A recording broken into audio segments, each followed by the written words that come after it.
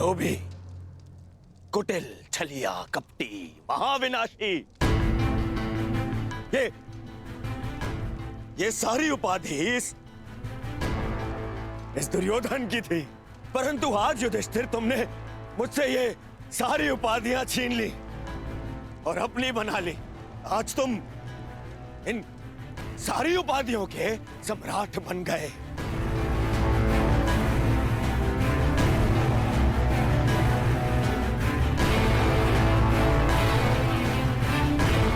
प्रणिपात सम्राट, अरे अरे बोलो, सम्राट आए हैं। छल सम्राट युधिष्ठिर की जय बोलो, बोलो छल सम्राट युधिष्ठिर की जय। परंतु सम्राट मुझे समझाइए, अब कौन सा कार्य शेष रह गया था? आपने यहां आने का कष्ट कैसे किया सम्राट? अरे कहीं ऐसा तो नहीं कि लकड़बग्घे की तरह गुरु आचार्य द्रोण के शव पर भोज मनाने आए हैं आप?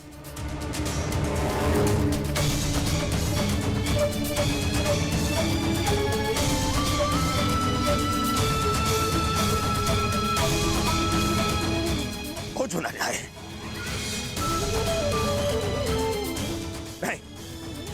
नहीं सम्राट, मैं क्षमा चाहूंगा, परंतु मैं इस बात की अनुमति नहीं दूंगा आपको। चले जाओ यहां से, अन्यथा मैं आप लोगों के शव पर उत्सव मनाऊंगा। चले जाओ। हम यहाँ युद्ध करने नहीं आए, अपने गुरु के अंतिम दर्शन करने आए हैं। इस समय मैं अर्जुन नहीं, अपने गुरु का शिष्य हूं। हम पांडु पुत्र होने के नाते नहीं, परंतु कुरुवंशी होने के नाते उनके अंतिम दर्शन करने आए हैं। नहीं, नहीं तुम्हें इस युद्ध में विजय मिलेगी और ना ही अपने गुरु के दर्शन।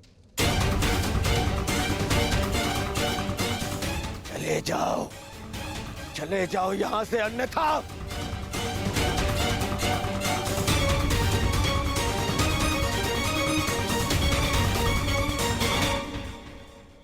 गुरु द्रोण के अंतिम दर्शन करने का अधिकार सबको है।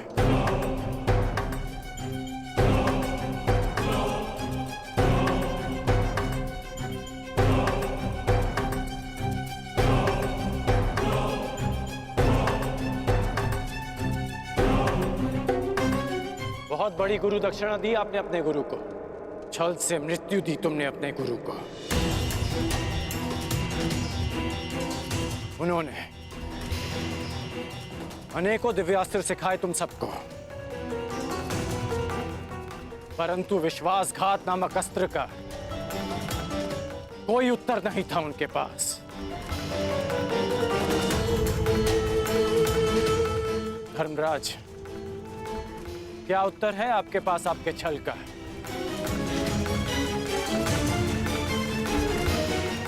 बताइए।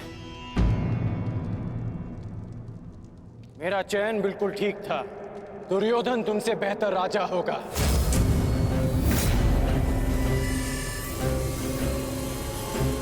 दुर्योधन की अनीतियों पर मैं क्रोधित हूं, परंतु तुम्हारी अनीतियों पर मुझे घृणा आती है। मित्र, शिष्य होने के नाते अपने गुरु के अंतिम दर्शन का अधिकार है इन्हें? नहीं, अंगराज ठीक कह रहे हैं मित्र।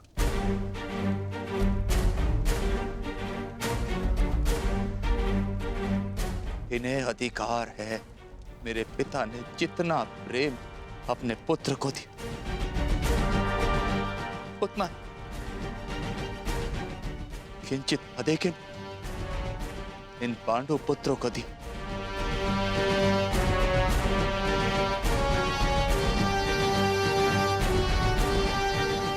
उससे भी अधिक इस अर्जुन को। एक पुत्र अपने पिता का ऋण चुकाता है, उसे जीवन देने का ऋण, मैं भी अपने पिता के दिए जीवन का ऋण चुकाऊंगा। और वो ऋण पांडवों को चुकाना होगा।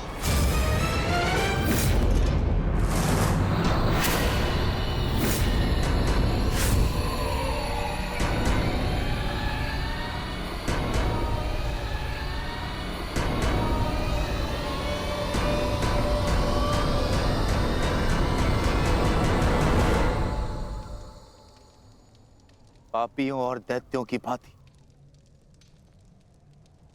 तुम लोगों ने विद्या पर लांछन लगाया है।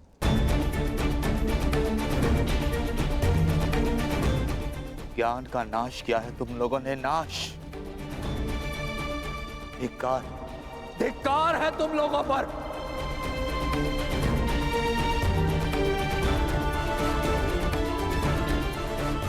पांडव पुत्रों, जब तक मैं तुम्हारी मृत्यु अपनी आंखों से न देख लूं, मुझे मृत्यु प्राप्त नहीं होगी।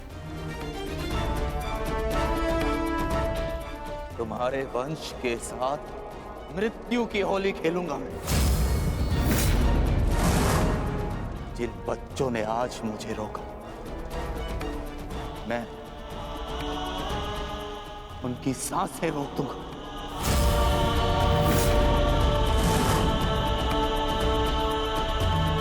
जिन बच्चों ने आज मुझे रोका, मैं उनकी सांसें रोक दूंगा।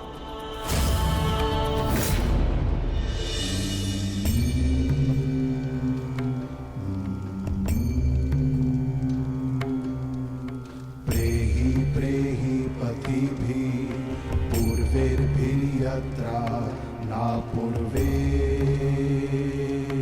पितरपर्युः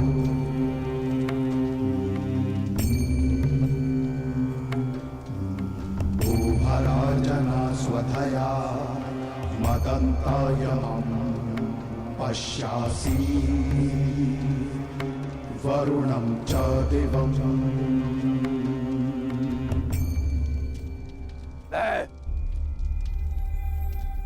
द्रोण पुत्र अश्वत्थामा, ये प्रण लेता हूं कि तुम्हारे संपूर्ण वंश को नष्ट कर दूंगा, नष्ट कर दूंगा, नष्ट कर दूंगा, नष्ट कर दूंगा, नष्ट कर दूंगा, नष्ट कर दूंगा।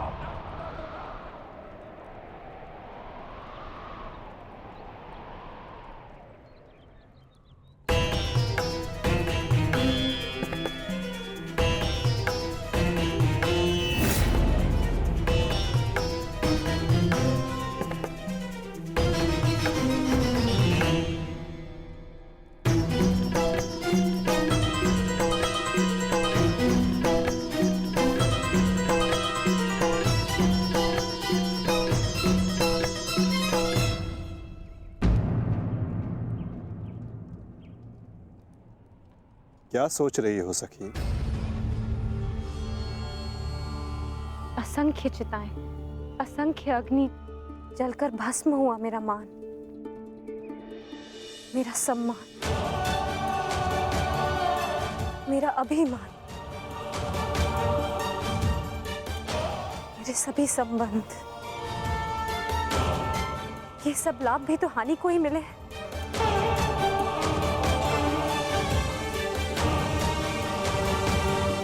वो देखिए माधव,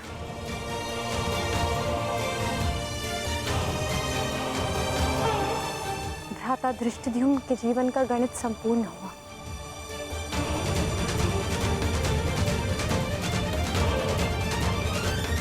अब उनके जीवन का न्यून लाभ है।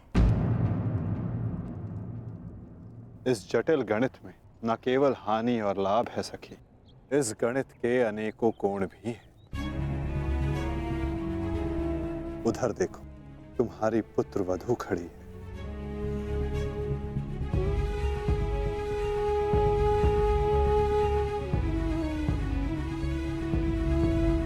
जो वस्त्र हरण तुम्हारे साथ हुआ, वो अन्य किसी स्त्री के साथ ना हो, उसकी लज्जा का रक्षण हो सके, ये लाभ संसार में शोषण करने वालों को पर्याप्त दंड मिल सके सखी, ये लाभ आने वाली पीढ़ियों को ज्ञात रहे कि स्त्री का मान भंग करना, उसका शोषण करना मानव हत्या से भी अधिक दंडनीय अपराध है। ये लाभ, और ऐसे लाभ के लिए बलिदान अनिवार्य है सखी, और ऐसे बलिदान देने की क्षमता सब में नहीं होती सखी।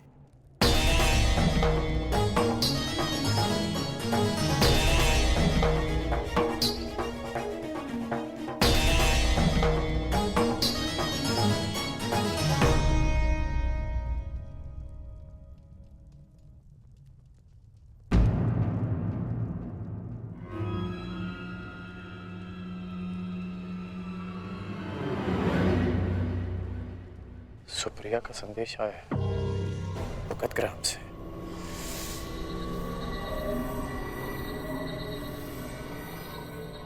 वो मृत्यु शैया पर है।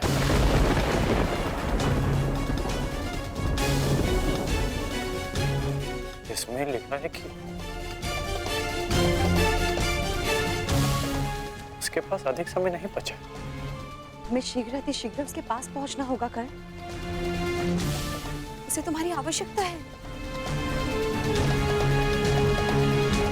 हाँ, अंगराज, ज्येष्ठ ने संदेश भेजा है, आपको शीघ्र उपस्थित होने को कहा है।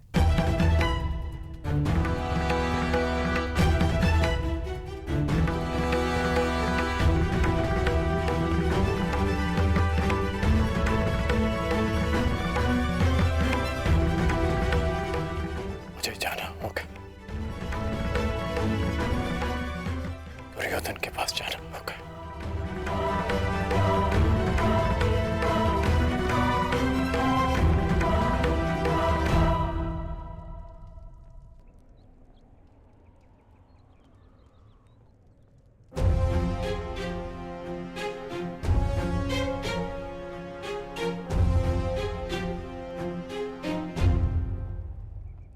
अनेक दिनों से मेरा हृदय ही नहीं,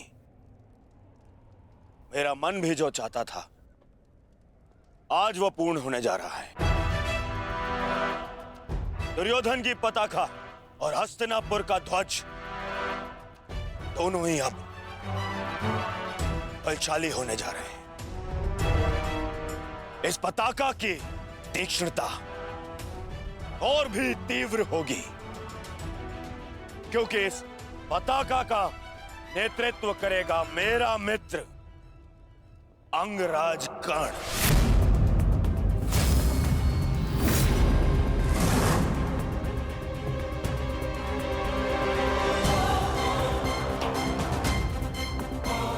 मित्र, आज से मैं निश्चिंत हो गया।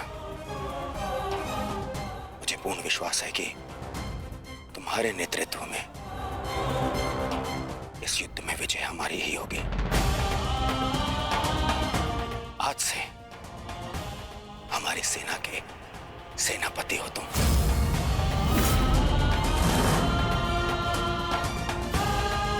दुर्योधन, किसी दासी स्त्री के लिए पति चुन रहे हो, अपनी सेना का नायक चुन रहे हो?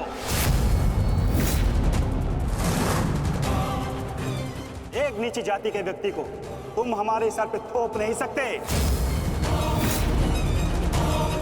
किसी सारथी का पुत्र तुम्हारे उपकारों के बीते बना राजा मैं नहीं मानता कि ये सेनापति बन सकता है,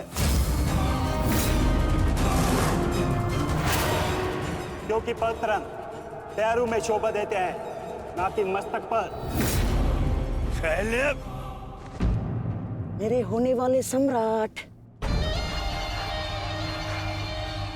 और हाँ अंगराज कर्ण, देखो तुम दोनों बुरा मत मानना। प्रश्न केवल ये नहीं है कि अंगराज शूद्र है या क्षत्रिय। प्रश्न तो ये है कि सेनापति पद किसे मिलना चाहिए। सेनापति पद के लिए आवश्यक क्या होता है? बुद्धि और शक्ति। और अंगराज, आपके बुद्धि पर किसी को कतई संदेह नहीं ना, परंतु संदेह है तो केवल और केवल आपकी शक्ति पर। अंगराज अभेद थे, अब नहीं है। कवच और कुंडल भी था इनके पास, अनेकों अस्त्र थे जो अब नहीं है, जो अब अंगराज खो चुके हैं। और हाँ, खास बात तो यह है, अर्जुन के लिए जो अस्त्र था वो भी आप खो चुके हैं। तो इसका पूर्ण अर्थ यह है दुर्योधन कि अंगराज अब उस बूढ़े शेर की भांति हो गए, जिसके दांत भी टूट गए हैं और पंजे के नाखून भी झड़ चुके हैं। और ऐसे शेर के साथ चूहे भी व्यंग करते हैं। अब महाराज शल्य को देखो, इनकी शक्ति और भव्य सेना की सहायता से हम विजय प्राप्त कर सकते हैं। अब यदि अंगराज आपके परम मित्र हैं तो वो भी इस बात को मानेंगे, हैं? क्यों अंगराज? अमरश्री, मुझे कर्ण की मित्रता पर कोई संदेह नहीं है। जिसने अपना सबसे महत्वपूर्ण शस्त्र मेरी सुरक्षा के लिए उपयोग कर लिया, और ना ही उसके शौर्य पर। संदेह तो मुझे शैल्य पर है, क्योंकि कायरों के भांति रण छोड़कर भागना सबसे पहले इन्हें आता है। एक नहीं, दो बार अवसर मिला इन्हें, पर इन्होंने क्या किया? रण छोड़कर भाग गए, एक ऐसे चूहे की तरह जो केवल शेर की दहाड़ सुनकर ही भाग जाता है, भाग जाता है। ऐसे चूहे को मैं ना तो अपनी सेना का सेनापति बनाऊं और ना ही अपनी दासियों का पति। मूर्ख हो मूर्ख, तुम दोनों मूर्ख हो। एक मूर्ख का सम्राट और एक मूर्ख का सेनापति। तुम दोनों मूर्खों को लगता है पांडवों पे विजय पाओगे? बस मद्रराज,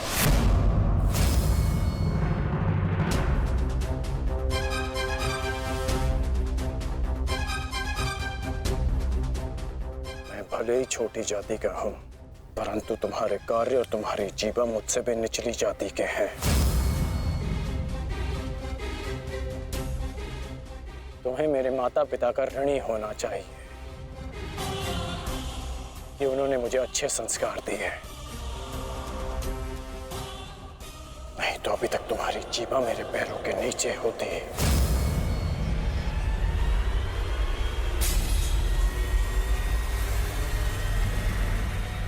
अब एक और शब्द अपनी जीभा से निकाला तो मैं अपने सारे संस्कार भूल जाऊंगा, और ये भी भूल जाऊंगा कि हम दोनों एक ही पक्ष में हैं।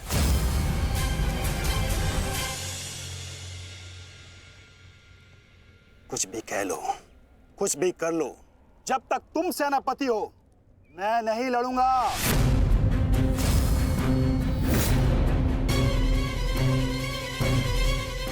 कायर, एक पीठ दिखाकर भाग रहा है।